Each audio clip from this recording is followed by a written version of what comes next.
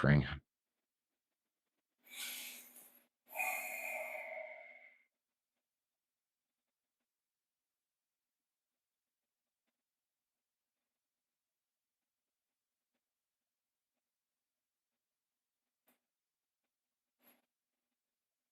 All right, let's get started. Welcome, everybody. Happy to have you here.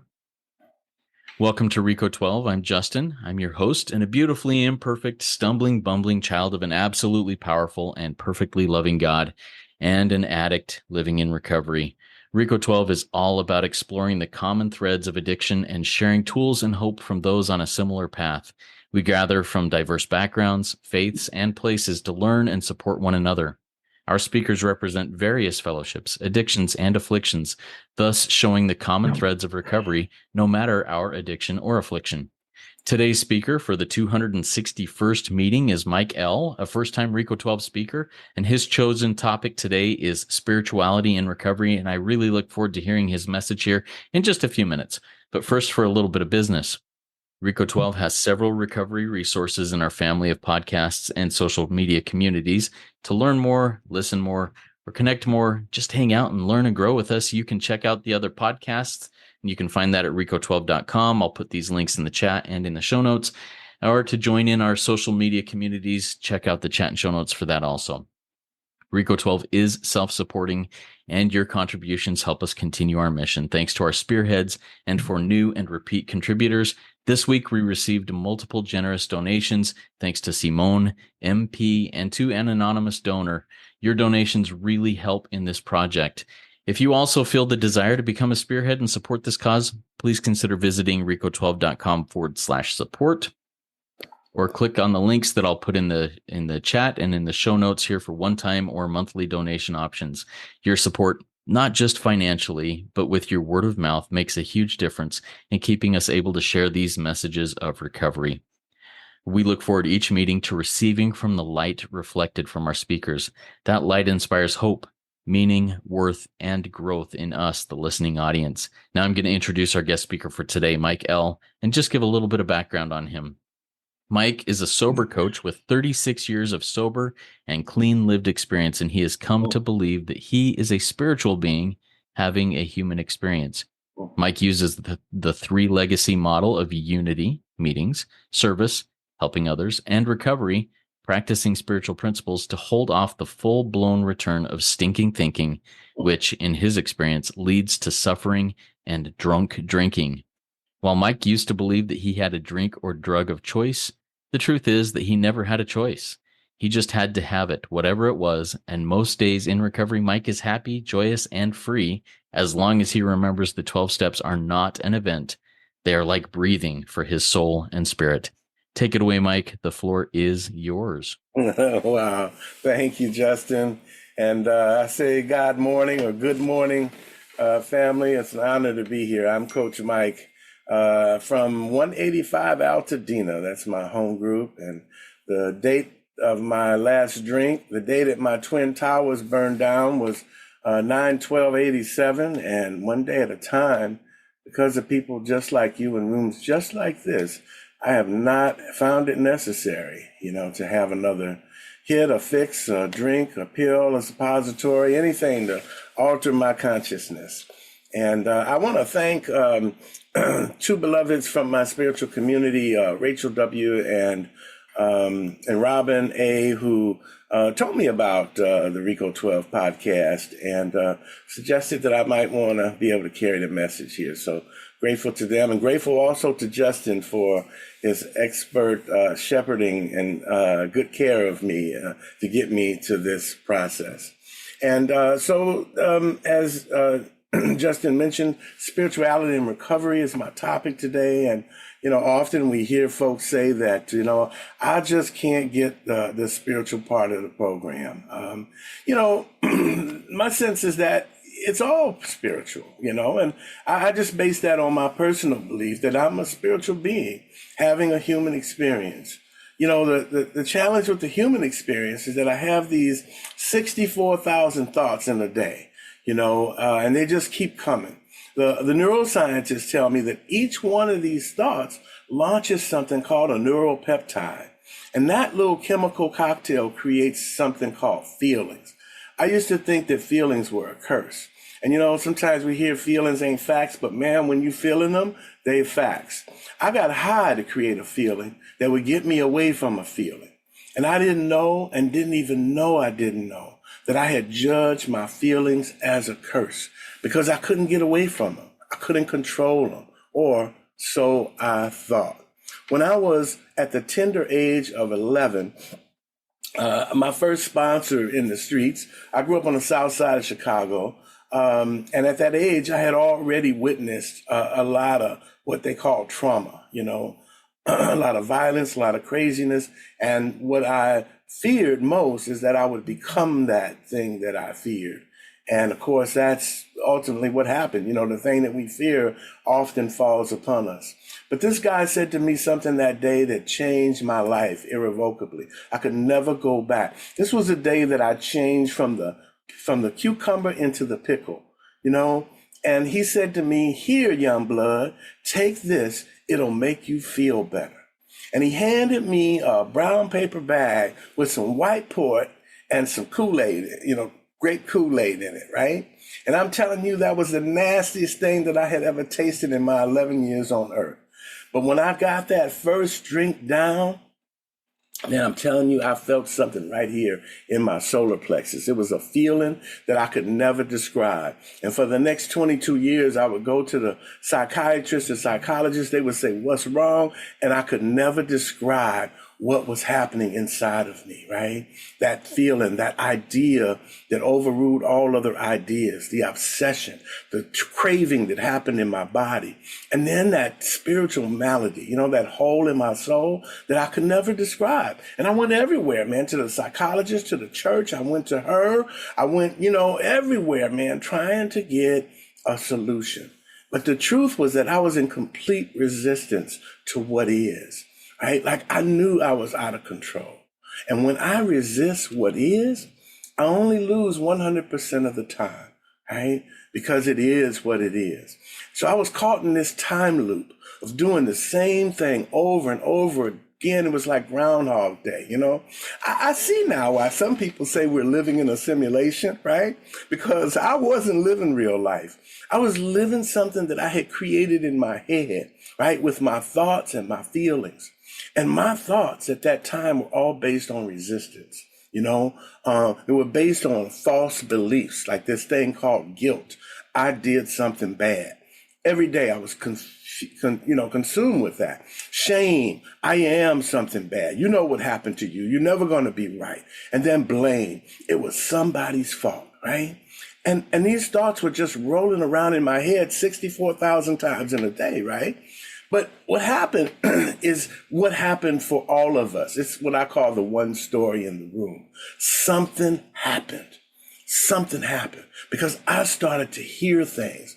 I heard this old timer say, "It's stinking thinking that brings on drunk drinking." It's stinking thinking that brings on drunk drinking. And when I heard that, it was like I heard a gong go off, right? Because at that moment, I started to get honest with myself.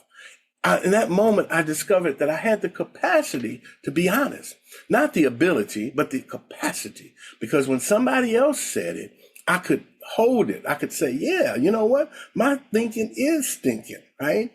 I didn't know back then and didn't even know I didn't know that what's thought about comes about. What's thought about comes about. I didn't know that every time I heard that voice in my head say, "Come on, let's go get one," that I had to go. I could not stop and say, "Wait a minute, what do you mean let's? Who else is in here," right? I could not put two and two together to see that every time I thought about a drink, I had to take one, right? I mean, that just went right over my head. Every time I had a feeling that I judged as bad or wrong, I felt like I had to create another feeling to escape that bad feeling. I didn't know that that was called judgment, and that whenever I judge, I suffer. And the reason I judge other people and other situations is because I judge me.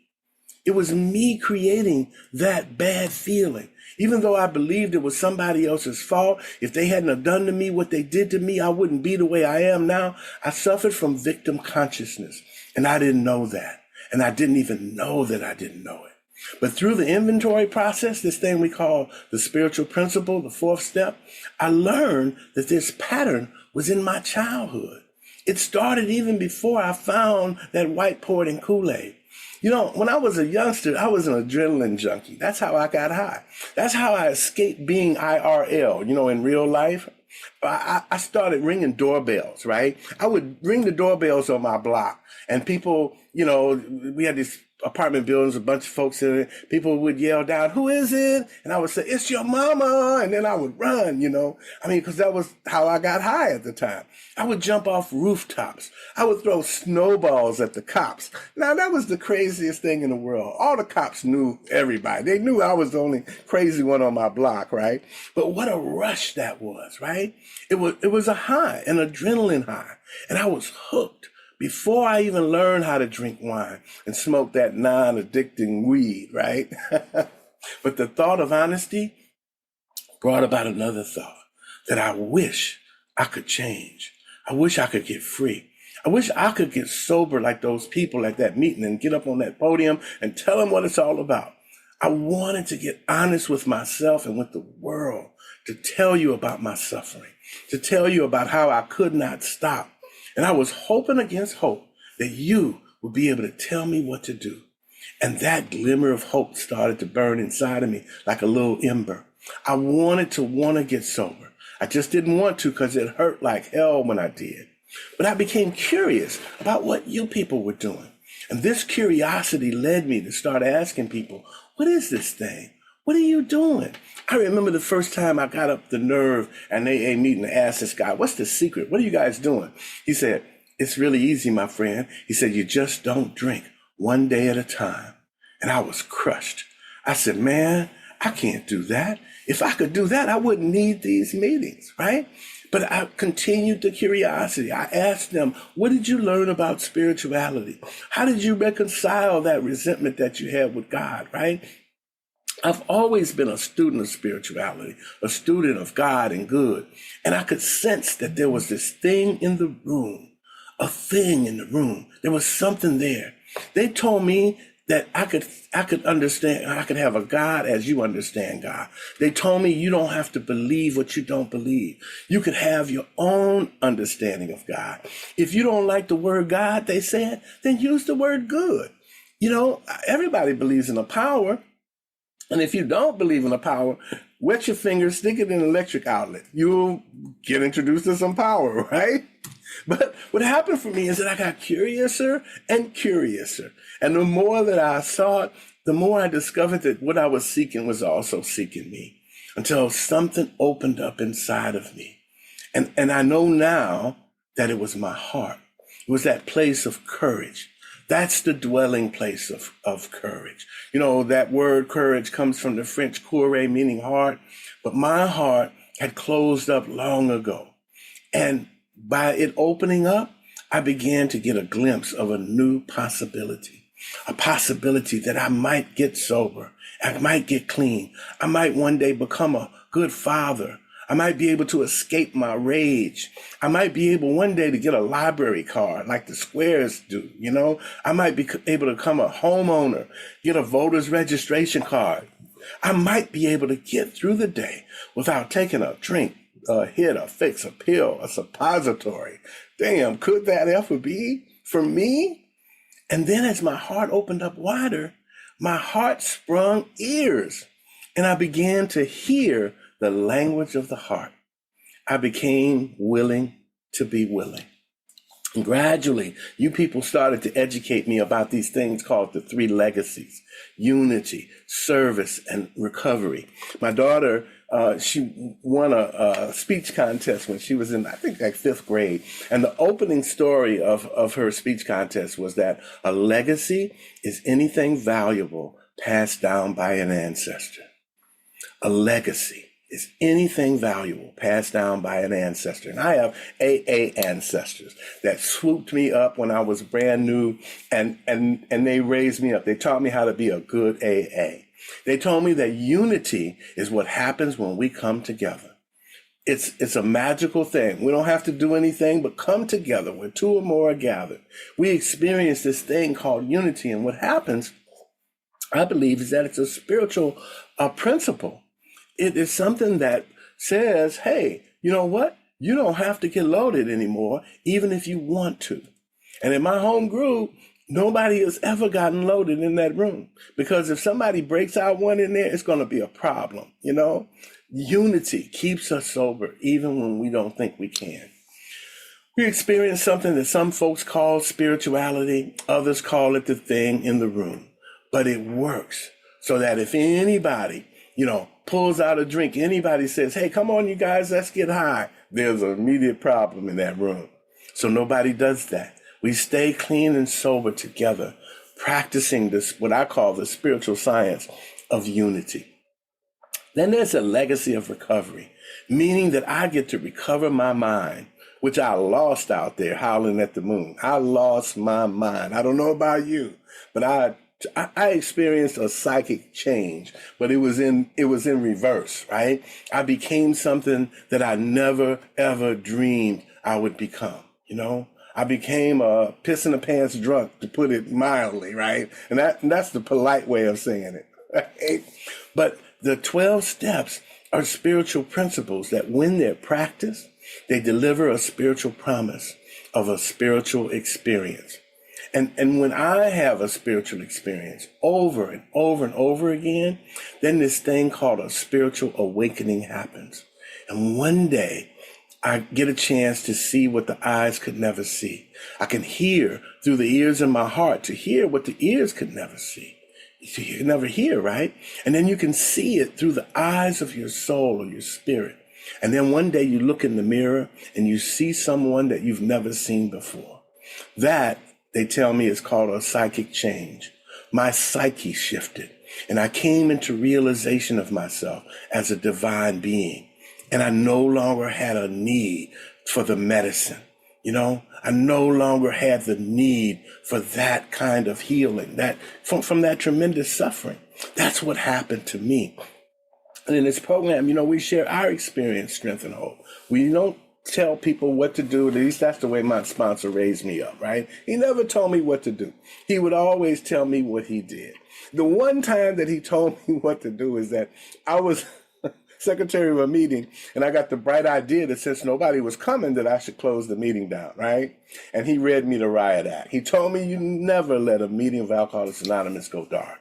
He says, you sit there with that big book, he says, and you read and you share with your higher power. He says, because a newcomer is coming and you need to be there. I'm so grateful for that advice, because that meeting, what happened was that a few weeks later, a newcomer came in there, and she became like my sister in AA. She and I shared until others started to come, and that began within book study. It grew. It attracted a lot of people eventually, but most of all, it saved my life. It saved her life. You see, when I took that first drink, that first hit, that first microdot, the first slam, I experienced a psychic change in that it turned me into someone I had never been before, someone I never imagined I would ever become. I was like Lawrence Talbot. When the moon came out, Lawrence, he was a nice, kind guy. He was in love with a beautiful chick. But when that moon came out, Lawrence Talbot began to howl at that moon. He suffered tremendously. And he turned into the wolf man, right? Because he was powerless against that moon. That was me. That was me. When that bell rang, when my head said, come on, let's go get one, I had to go. I did not know that I'm not the voice in my head. I'm the one who hears it. And so I had this realization that I thought I was keeping myself sober through the third legacy of service. I was a GSR, secretary of meetings, sponsoring others. But then I realized that there was a power that goes by many names, and it answers to them all, that was keeping me sober so that I could serve you, so that I could serve my meeting. You see, I'm unable to do it on my own. I need the unity of these rooms. I need the recovery of the steps, the spiritual principles. And what I learned is that these steps are not an event. They're a lifetime practice of spiritual principles that reveal a spiritual experience and a psychic change. They're like breathing. We don't say, I already breathed, right? We breathe in each moment. And yet folks will often say, oh, I already did the steps and they didn't work, right? That's because we have to breathe them into ourselves like the breath of life. I call them CPR, consciousness producing recovery. They bring us back to spiritual life, even if we don't believe in God. We believe in good, we believe in power, right? And so they allow us to have that psychic change, that spiritual awakening, so that we can finally come face to face with the power in my life. At one time, alcohol was my power. That's been reversed. I replaced it. So this process brings us into experiencing the power of our intention and our attention. Intention being I will, and attention being I can. What's thought about comes about. What's talked about comes about. That's why our meetings are so powerful. And this meeting, it lives in you. It lives in me. I learned that I could take these meetings with me everywhere, to Europe. I can take them to the corner store. I can take them to my children, my loved ones, and my family. I am the meeting. And in general service, we learn this really cool intention. And it goes like this. When anyone, anywhere, reaches out for help, I want the hand of AA to be there. And for that, I am responsible. And that just tells me that my primary purpose is to carry this message, to help other people to achieve the recovery, the freedom that I found in my life. And that's an intention. And the cool thing about intentions is that if you miss the mark, you can always self-correct. You know, that plane is never 100% on course. It's always self-correcting, just like me. I am not a perfect human being. As a matter of fact, I am perfectly imperfect. From time to time, I experience CRS, which means I can't remember stuff and I lose my mind. But then one of my sponsees will call me. Or I get a BFO, which is a blinding flash of the obvious. And I hear a voice inside of me saying, call your sponsor. I had to get a spiritual sponsor, a service sponsor, a sponsor who doesn't even know they're my sponsor. And then I use my sponsees as sponsors. I learned that from my sponsor's wife, Sybil C. She was the first woman sober in California. I used to call Bob every day, and Bob used to have a lot of heart attacks. I called him the sponsor who would not die. He was always in the hospital, right? But I would call and I would get Sybil on the line. And one day I apologized to her for calling every day. And she said, you know, that's okay. She said, anyone could be my sponsor. And I love that you call here every day. And when Bob's in the hospital, then what a delight. We get a chance to talk. This woman had 50 years when she said that to me, right? She went to the big meeting in 1998 with 57 years sobriety. And she said, anybody can sponsor me. I'm like that. I'm with you, Sybil. So that's what I'm grateful for. You know, as a sober coach, I could be here for anybody who reaches out the hand. I have a gratitude list that I call the infinite gratitude list. One of my sponsees told me that they do 25 gratitudes a day. And I said, you know what? I'm going to do that too, right? I've made that a part of my spiritual practice. I call it the rampage of gratitude. You know, I need to be grateful for the fact that I can breathe, that I can see, that I can hear, that I'm in my right mind. I didn't use today or yesterday, right? I got a good chance that I can stay sober today. Like that rampage in gratitude becomes a frequency, a vibration, a way of life. And it means that I must maintain my spiritual practice based on unity. That's reaching out to somebody, calling somebody, an alcoholic in my life on a regular basis. Recovery, asking myself those questions. What's my part in it? What have I done? Have I been selfish, self-centered? Am I in fear? Am I dishonest? Have I given to somebody today? I use affirmative prayer. In my early upbringing, you know, I used supplication on God, please, God, please, God, please. But today I affirm the goodness that this God is, this power is, that this good is in my life. I use contemplation, various forms of meditation, because what I found is that in the stillness, I can hear the voice in my head, but it moves next door. And then it's down the hallway. And then it's down the street. And pretty soon that voice in my head is so far away that I hear like this velvet blanket of stillness, of quietness. It's just a sublime place to be, coming from a person like me who could not shut this thing off, right? And then it opens me up to gratitude for finding the peace, the power that I always wanted inside of me. So this gratitude opens a portal to higher consciousness for me. Consciousness I define as that which is aware of itself in me. There is something inside of me. It goes by many names. If I could describe it, it wouldn't be, big enough for it to be that which it is. But it is in me. And I've had the experience of it. And that's the invitation. I believe with science that each one of my cells is conscious. They say the 57 trillion cells in our body temple is conscious, right? And that I have been granted with the gift of conscious awareness. And unlike before, when I didn't know and didn't even know I didn't know, today I know when I don't know. I know when I'm out of line. I know when I'm shifted frequency and I'm out of balance. I know it. I feel it. It's like I can't live like that anymore. Today I know that what's talked about comes about. So I try not to play that game, ain't it awful? When you're talking about, ain't it awful what they're doing over there? I have to catch myself, right? Because down that road lies madness. So today, I, like you, am willing to grow along spiritual lines. I'm willing to accept spiritual progress rather than spiritual perfection. So I have a list for you that you can look at as a resource. I'm going to share it in just a moment, but you can take a look at it and find ways in which you can project your consciousness to that place of thinking, doing, and being that you would rather be in your life, so that when you're in resistance, you can move to honesty and say, hey, you know what? I don't know how to get out of this, right? Just the admission of it moves you up the ladder to a place of hope where you're able to say, hey, I wish I could get free from this. Let me share this on the screen. There we go. Sharon, okay? Yep, it's sharing perfectly, yes. Okay, good. So my grandmother used to say that the leg bone is connected to the knee bone. The knee bone is connected to the hip bone, meaning that these spiritual ideas that we see here are all connected to each other. Being in resistance, the way out is through honesty. I don't know how to heal from this.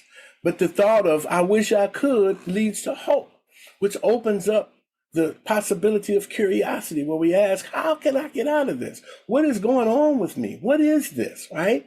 And that moves us into a place where the heart opens up in courage, where we say to ourselves, I think I might be able to call somebody. I think I might be able to find a step that can help me to get out of this situation that I'm in. That opens up the possibility that I might be able to get free from this. And then the willingness to be willing, right? Where we say, you know what? I think I can. I think I can call somebody. I think I can hit a meeting. I think I can open up that big book and try to find something, that can give me some hope, pull me up out of this. And then we move into a space of realization where we realize that I can work this program. I can reach out to somebody. That helps us to set our intention to I will. I'm going to do this. I will. And gratitude, where we look at the fact that right now, this very moment, despite having a fatal incurable disease that kills most people, here we are, alive, sober, with the hope that we can pass this thing on. These ideas are connected to us being divine presence on the planet, having a human experience. I believe the same thing is true about all of us in the rooms. But I invite you, don't believe me, just prove it to yourself by experimenting in the laboratory of your own life. We're going to share this document with you. Justin's going to post it for you. I'm going to stop the share right now. But I'm going to invite you to just experiment in the laboratory of your own life and know that the program comes with a guarantee that it works 100%, or you could have your old life back. And I think that's my time. I am so grateful to be here with all of you, and I appreciate you for setting your intention to come and participate in this, because, we're sharing this for posterity. People will view this later, and hopefully, like you and I, they will recover. Thank you for allowing me to share. Thank you, Mike. That was fantastic. I love your energy. I love your message. Beautiful. And to anybody who is either here live or listening in the podcast world, if you would like to get a copy of that PDF, that handout, please send an email to rico12pod@gmail.com and I will get that right to you. I'll also have the link to be able to request that in the show notes of the podcast when we get there. And I've put the link to the email in the chat. Now, we've got a couple of questions that have come in. I've written down a couple of questions. Reminder to you in the live audience, if you have a question for Mike, please send that to me through the chat. I'll get that to you. If you want to remain anonymous, either send me a direct message or put in there anonymous, please, and I won't announce your first name. First question, Mike, comes to you from an anonymous attendee here. And this person says, man, I have a question for Mike because I don't hear any resentment or fear in his voice. Can you please share your practices and processes for removing resentments and how to get rid of persistent resentments, fears, and irritableness? Wow, that is such a great question. Such a great question. For me, those things cause me so much discomfort that my life is like, the story of the princess and the pea. She was sleeping on all these mattresses, and underneath, like the 12th mattress, there was a little pea underneath there. And she was tossing and turning and tossing until she couldn't sleep, right? And for me, that is how those thoughts, those ideas, that's how they show up in my life, Some people call it the pearl of great price. A pearl is an irritant that is inside of that little oyster. And the oyster is like, I can't take it. So it wraps it and wraps it and wraps it in layers, until it turns into a beautiful pearl, right? And so for me, I'm finding that these things that disturb my peace, they're actually things that cause me enough discomfort to where I seek my good. I'm seeking the light. I'm seeking to be free from that. That's what brought me into recovery, right? I was sick and tired of suffering, and I began to just ask the question to the universe, why am I suffering, right? And so many layers of responses came back, right? Like trauma, right? They say trauma is just a memory of a hurt that we store. It crystallizes in our body and we have a memory of it. And then surprisingly enough, oftentimes the mind will recreate the trauma, right? Because it's familiar. You sometimes will see relationships in which there's violence, right? Because there was family violence and in the primary caretaker's life, and they grew up thinking, well, the only way for me to be loved is if you hurt me, or if we're in violence. And these are just, these mindless repetitions of acts, right, that happen in our life. We're recreating it in order to make it release the medicine that's in it, right? They say that our wound is our gift to the world, right? Because as we go and we look into the nature of that wound, we begin to find the gift that it gave us. An example of that is, a lot of my fears come from when I was a child in a violent environment. I grew up on the south side of Chicago, right? So, I have this like hyper awareness where, I'm just like on alert, right? But I'm aware of it. And I realize today that, there's nothing to fear and I get to calm myself. But now, having explored that, now that I know about that, I'm much less likely to judge myself for it, right? I realize that this is just a part of me that is trying to protect me, and that the voice in my head, I get to listen to instead of thinking that it's me.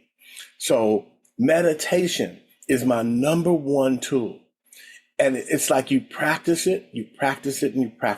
1 minute, 2 minutes, 5 minutes. You just keep doing it until what happens is that the silence grows. And like I said, the voice in the head, it moves next door, and then down the hall, and then down the street. And then you experience this moment of sublime peace, like where the silence is just like this, and then you're like, oh my goodness, this is inside of me. And so you have to find that, just by practicing it. And that's what the steps do for us. They're spiritual principles. We just practice them, right? The honesty. What's my part in this, right? What is the thought that I'm having, right? And then, we tell somebody, we tell on ourselves. They give us some feedback, right? We become open-minded enough to realize, hey, you know what? Maybe I could get free of this. Then we become willing to take the step that we need to take to get free of it, right? So we do back to basics on Thursdays, right? We do the steps over and over and over again, just like we breathe, because the more you do it, the better you get at it. Just like with drinking, right? You might not be a full-blown alcoholic the first time you take that drink, but you keep on doing it, you'll get better at it, right? Yeah. So I hope that's helpful for you. Thank you so much, Mike. Beautiful. And I want to dive in a little bit. You talked about that voice that, can eventually move down the street and be a foreign entity at some point. Mm-hmm. This is a fairly new concept to me just over the last year or so, that voice in my head is not me. Yeah. That's self's will. That's a different entity than me. Dive in a little bit deeper there, that how you can differentiate your own voice from that voice that you've thought your whole life is your own voice. Yeah, absolutely. The mind is a remarkable machine, right? It can create personalities for us, that help us survive, right? I saw this documentary once about a woman who had multiple personalities, right? And she had experienced great trauma when she was a child. So her mind created these personalities so she could survive these incredible, just horrid things that had happened to her, right? And as I was watching this, I was fascinated. And then I realized, dang, you know what? I did the same thing, right? I created personas when I was in the streets, right? When I wasn't loaded, I was scared to death, right? But when I got loaded, I created personalities that helped me survive in that environment, right? And so these were just constructs in my mind. And I learned that just because my mind thinks it doesn't mean it's true. And the moment I can stop, just like in the handout, the moment I can stop and consider the possibility that this construct is in my mind only, and that maybe it's not true, boom, freedom happens. Because I'm no longer in the prison of this is what it is, and I'm in resistance to it. It shouldn't be that way. It's just wrong, right? I give myself an out. And then energy flows into this realm of curiosity, right? Of possibility. So what could this really bring forward for me, right? And an example of that in my own life is that the trauma I experienced in those streets, right, through violence, has given me the fertilizer to become a peacemaker in my life. Like my life is about peace. People often say to me, Mike, I can't imagine that you are happy as you are. Like nobody could be that happy. But they don't realize the suffering that I came from, right? And what I went through to move to this place. And my intention today is to be a place of peace. And so that intention is palpable, but I have to continue to work on it, right? Because as we know, all you got to do is turn on the news and there goes your peace. Yeah, exactly. Thank you so much, Mike. I love and every time I ponder on this, that concept of that voice not being my own becomes clearer and clearer. I mean, it was so hard to grasp at the beginning, and it's still a little foggy sometimes because that voice is very convincing. Nope, you can't live without me. I am your voice. And I love how you've shared this. Thank you. I have another question from our live audience. This one's from Justine. Justine says, Mike, have you experienced making an amends that was not well received? And how did you handle that at the time? Yes. Have I ever? Oh boy. Yeah. I think in portion, it's been offset by the ones that were wonderfully received, right? But on the other hand, I think about something the Dalai Lama said, that when a person is in deep suffering, what else can they share with the world but their suffering? They're hurt, right? And I get to reflect back on when I was in that place, of deep suffering and how I shared that with the world. That became like the crux of my fourth step. I hurt people who helped me, not because I was bad, because I was sick, right? I didn't know and didn't even know I didn't know. And so when I have had the opportunity to make amends to somebody who just was in complete resistance, right? They were like, nope, I won't accept it. You did what you did to me and it was just wrong. I get to reflect back to myself, from like the place of karma, that this was something that I put into motion in the universe. I was like that. I have compassion for myself now when I was like that, because I know that I was very ill. I know it's like when I was 12, 13 years old, I first started going to the shrink, and I was depressed, I was anxious, I was, just confused. And they gave me the high powered sedatives to try to heal me, and yet I was very wounded. And so I have compassion for that young self. And that compassion is what I'm now willing and able to give to others, including others who, don't want to hear, my amends, right? Or don't want to receive my amends. And the other piece is that being aware that the amends are for me, right? They're to heal that wounded place, that place of spiritual malady inside of me. And when I'm able to heal that, then no matter what's out there, I'm able to be a container for it. I can hold it, And I hope that explains a little bit about the process, that it's an inside job.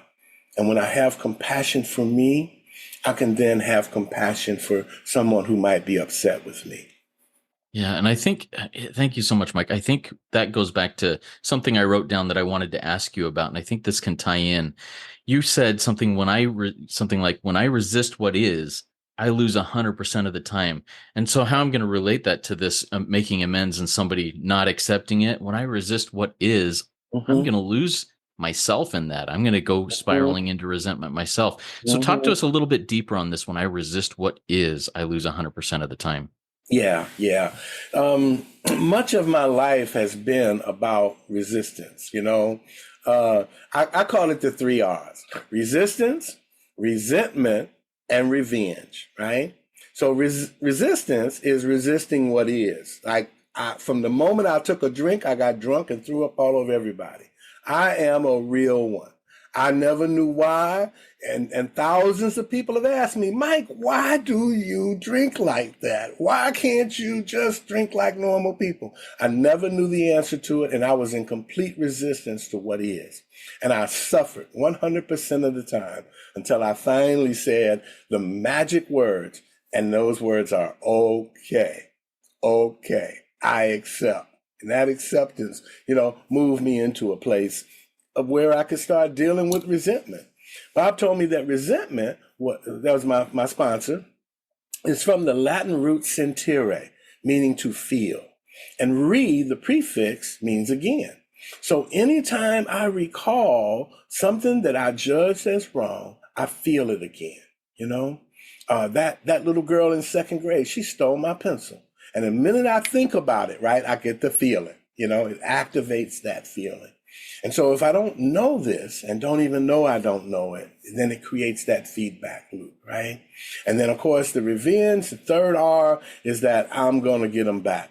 I'm going to pay them back for whatever I judged as wrong done against me, right? And these thoughts, these ideas are thought forms. They're energies, right? And we can look out on the planet and we can see the impact of resistance, resentment, and revenge on our consciousness, right?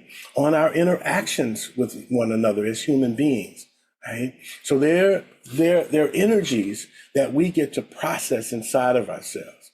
And these steps, they allow us to transmute the energy, right? because we get a chance to look at what's really behind them. And what's really behind them is a belief.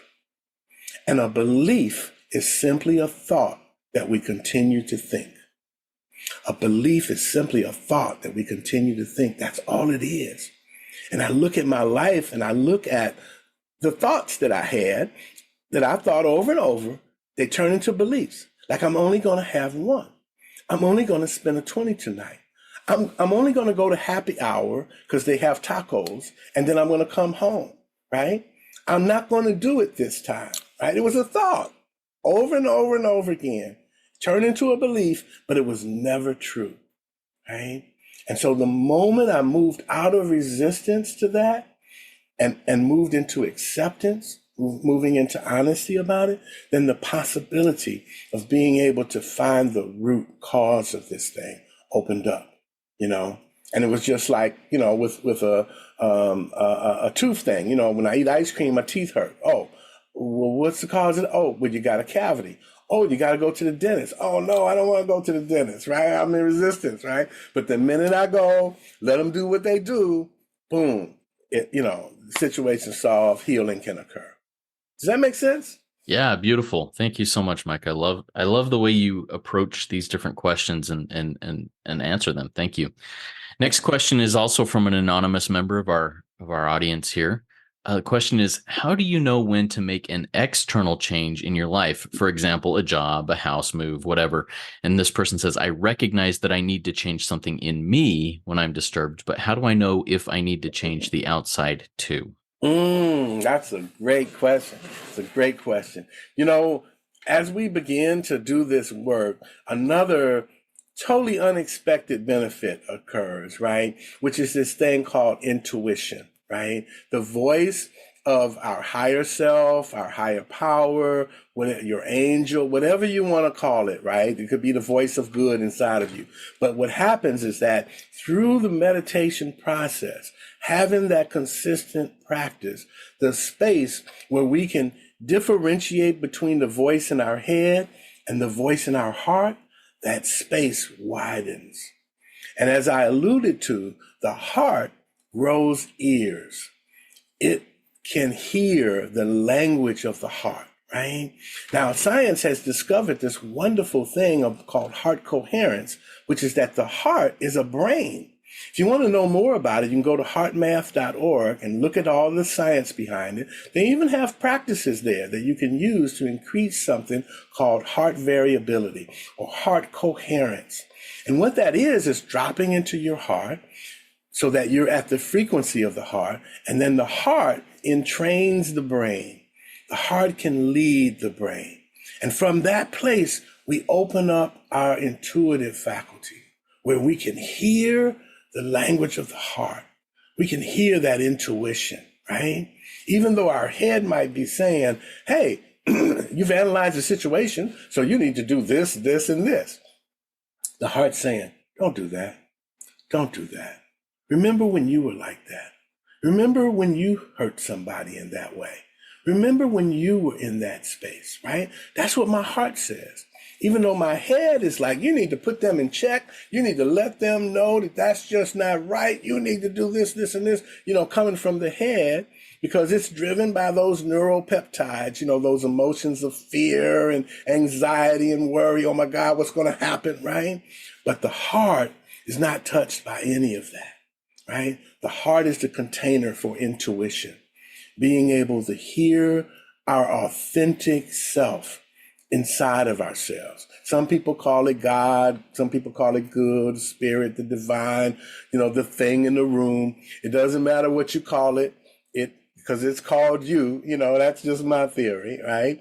But as we tap into that, we know the difference between the intuition, the heart calling us, and the head, right, driving us.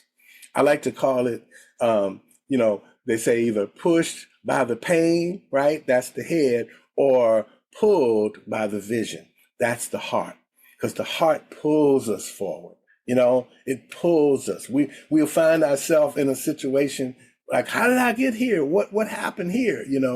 And it was the heart pulling us, forward, right? despite the fact that the head is pushing us, from the emotional place. So again, I say the spiritual practice, when practiced, the spiritual principle, when practiced, will deliver the spiritual promise, which is a greater connection to that intuitive voice, that which is always guiding us. And I'll say this, when I was out there howling at the moon, that heart was always talking to me. It would tell me things like, don't go with those people. Don't do that. Don't do it. And then later, when they were putting the handcuffs on me, I would be like, man, I knew I shouldn't have went with these fools. You know what I mean, right? My intuition was always there. It's just that, I had so much busyness going on, I couldn't tune into it. That makes sense? Yeah, it does. And I think it flows right into this next question that I have from an anonymous member of our live audience. This person says, Thank you so much, Mike, for your inspirational recovery. Question is this: how have you developed a personal relationship with God? I am working the steps to the best of my ability, but I still can't seem to get clear direction when I am faced with difficulties and surrender my thinking. So what are your thoughts on that? Wow. That's a great question. That's what I used to ask Bob all the time, And one of the things that he'd tell me, he'd say, you cannot think yourself into right action. He says, I don't care how many thoughts you have.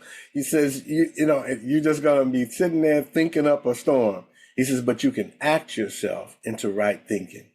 He says, what I want you to do, he says, you stand at the door and you greet the newcomers. You make yourself the greeter. Every meeting you go to, just assign yourself to greeter. You shake their hand. Hi, I'm Mike. I'm an alcoholic. You welcome everybody. He used to say, and in the parking lot, you look for cigarette butts. That was back in the days we used to have ashtrays. There was a job called clean out the ashtrays, He'd tell me, clean the ashtrays. Pick up the cigarette butts. There's 5 minutes of sobriety in every cigarette butt, Be of service, right? And that was the magic, because as he said, it's not that you think so much of yourself or that you think only of yourself. Or that you think so little of yourself, is that you think only of yourself, right? You're constantly consumed about you. He says, you got to get into somebody else, help somebody else. Get out of yourself, find you a newcomer to work with, right? Find a way to be of service. And so, I got involved in general service. I got on the audio-visual committee, and I used to show this film called Bill's Own Story. It's on YouTube now, as a matter of fact, so you can see it for free. And it's Bill Wilson's story of how Alcoholics Anonymous was born, right? And one of the beautiful parts about this particular film, I used to show it on 16 millimeter film, right? It was big projector, movie projector like we used to have in high school. I lugged it around the meetings, put up the big screen, and it had 2 reels on it, so I'd show the first reel, then rewind it, then show the second reel. But in the second reel, he talks about his spiritual experience. He said he was at the lowest of the low. And finally, because Ebby had told him to find a God of his own understanding, he said he cried out in the dark. He says, okay, show yourself. And Sybil told me that he said, show yourself, damn it. But he never said that publicly because he didn't want people to think he was disrespecting God. But he said, show yourself. And instantly there was a response, like he had a spiritual experience. And he saw this vision of a chain reaction happening through us. Hope in one hand, hopelessness in the other. This divine spark leaping from one alcoholic to another, right? He had that vision. And that is what I think happens for us. We get a chance to feel that divine spark, to experience it in us, right? And then we want to share it with somebody else. We see that newcomer, we hear their story, and we reach out, we say, here, take my number, call me, right? Or we look through our phone for the newcomer whose number we got 3 months ago, and we say, let me reach out to this person, and see how they're doing. And we call them up and they say, damn, I'm glad you called. I was thinking about you. So I was thinking about drinking. I was about to go out. I thought this thing is not working, and so we get to experience the magic, the miracle of that thing in the room. So long story short is working with others will save the day, finding a way to give this thing that. If it's working at the central office, if it's going on a panel, my friend Eric is here. He does a panel at Las Encinas, whenever I could get away, I go on that panel, and talk to those newcomers, because I remember when I was stuck, and that to me is, one of the spiritual practices, of service that helps to open up, that particular stuckness. So I hope that's helpful to you. Yeah, thank you so much, Mike. So I've got a couple more questions, but we are going to run out of time before we can get to those. So what I'm going to do with these questions, I'm going to post them on the WhatsApp group, the Rico 12 WhatsApp group, for the community to answer. Mike, if you'd like to join that WhatsApp group, if you're on WhatsApp, I can invite you in there, and you can also address those if you would like. I'll get that information to you. Yeah. And these questions can be addressed there, because I think they're really important questions, but we are going to run out of time. Before we close up here, Mike, any final words of wisdom before we get closing up? Well, I just want to say how grateful and energized I am being in this community. I certainly feel the thing in the room, seeing your faces on the Hollywood squares, and even just feeling the energy of those who are in the space, who are, they got their camera off, but the energy is here. The thing in the room is here. I mean, that to me is the most incredible thing. And, I have a theory. I think that we, in the recovery community, I think that we're energetically sensitive. I just think we got this other faculty that nobody told us about, like we feel things, we sense things, we know things. And I think that capacity is for our greater good. I think that we can use that not only to heal ourselves, but then to take that as the medicine for one another. We're each other's medicine. That's as simple as it gets. So I want to thank you all for bringing me the medicine today, because I'm telling you, every time I come into the presence of that thing in the room, like I'm lifted and shifted to a higher frequency, and I'm just so grateful for all of you co-creating this experience today. So that's my love for you. Namaste. Thank you so much, Mike. Really appreciate it. All right. Closing reading, and then we'll close out with the third step prayer here in just a minute. Thank you so much, Mike, for a fantastic Rico 12 weekly speaker meeting. If we missed your questions out there, we've got a couple that were still posted in here. We'll get those posted on the WhatsApp group community. If you'd like to join that, send an email to rico12pod@gmail.com. I will get you in there as soon as I get that request. If you haven't already done so, please consider rating and reviewing the podcast on Apple Podcasts. It is a powerful way to get to work your 12th step and getting this out to more people. Next Friday, I'm excited to hear from Chrissy. She's another first-time speaker here on Rico 12, and she will be speaking to us on her topic that she's chosen. And I don't recall what that is, and I didn't write it down. I apologize. But stay tuned, and I'm excited to hear from her. She's got high energy. I've spoken with her before, and she's carries a message. It's great. Now let's launch off into the rest of our day with the third step prayer that Mike will say for us. After a moment of silent meditation for the alcoholics who still suffer both inside and out of these rooms, those who care to, please join me in the third step prayer.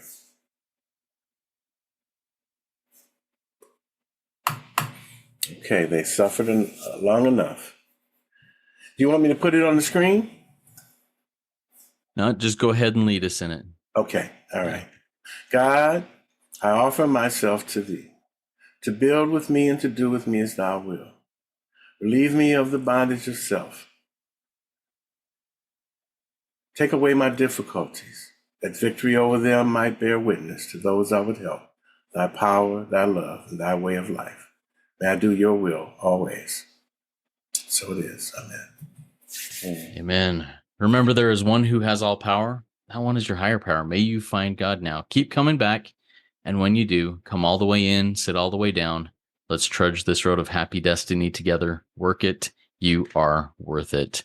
All right, everybody. If you would like to, you can now come off mute and say thank you to Mike. I'm also going to, while you're doing that, I'm also going to post the link to join the WhatsApp group here in the chat here. So don't run away before I get that to you. Thank you, Mike, so much, Mike. Thanks, Coach. Amazing. Thank you, family. Thank you. Thanks so much. Thank you, Mike. Thank you, family. This has been really good. I really appreciate it. I am getting the link to get you started, to get you all into WhatsApp. If you would like to get there, putting it in the chat right. Oh, I shut my chat in just a second. I'll get it back open here. All right. Kind of a mess. Sorry, guys. We will get it. It's all right. Take your time. It's good to see everybody. Good to see you, Mike. Hey, good to see you too, Claire. There we go. Get it to everyone. And here is the link that you can join the WhatsApp group. Go ahead and do that. I'll get these posted. So one more question for you, Mike. You mentioned a panel in somewhere that one of your buddies does here. Is that something that is a link that could be shared with others, or is that something that's just, hey, this is by invite only or whatever? Well, it's an in-person panel. It's an in-person. Yeah, okay. Yeah. It's in California at the Los Angeles Hospital. Okay. Yeah. Perfect. Well, good. All right. Well, I really appreciate it, Mike. You did great. You brought some energy that was fantastic. I love the Back to Basics book you got there. Awesome. Yes. From Wally Patton. I met him when I went to look him up when I went to Tucson last time. Oh, wow. That's awesome. He was wonderful. I had a wonderful visit with him. That's great. That's beautiful. That's beautiful. Yeah, his book, How to Listen to God, was a game changer for me. Yes, I have that too. Yeah. Small world, right? Yep. I've tried to get him on here a few times and haven't been able to successfully connect with him. I hope to someday soon. So. He's wonderful. Stuff. Yeah. He's the spiritual director. He's in charge of all of Dr. Bill's, writings and everything. Awesome. Oh, wow. That's so cool. He goes around the world where there are English-speaking people and talks to people. Yeah. Oh, what a blessing. I love the other one, the How to Listen to God. Somebody gave it to me, and I read it when I was out there in Tucson. It was in 2014. I looked him up, and I found out from a meeting his phone number, and I went to see him several times. That is so cool. That's so cool. Yeah. Well, get my contact information, Jeanette, because I would love to talk with him too. Yeah. And if anybody does want to get in contact with Mike, send an email to me. I will get that. I'm happy to share that with you through email, so we don't. Absolutely. Excellent. All right, everybody. I'm going to jump off. Mike, I'll have the link to this recording to you within an hour, and it'll be up live in podcast stuff within a couple of hours. Wonderful. Thank you so much, Justin. All right. Have a good one, everybody. All right. Blessings. Bye-bye.